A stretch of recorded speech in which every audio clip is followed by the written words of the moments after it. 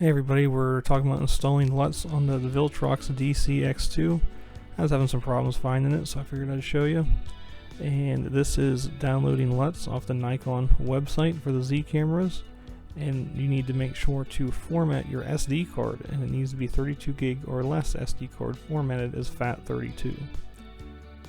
You can use any SD card reader you want. I just happen to have a Samsung. I'll put the links in the description for these if you are interested.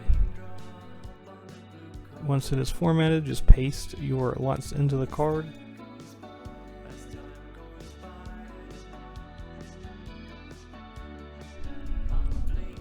Once the monitor is powered on and you're in there looking at your LUTs, it already comes with one LUT pre-programmed.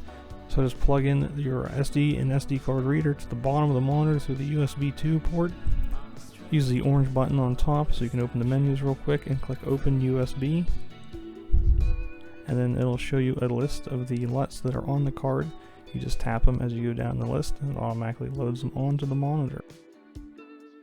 Sometimes when you're scrolling, it will load LUTs twice, which can be annoying, but it's pretty easy to delete them, as I'll show you here in a second.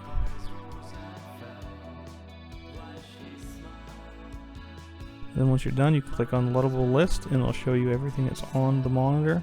And there's a checkbox in the top right. You can click for delete mode. You just tap the ones you want to remove.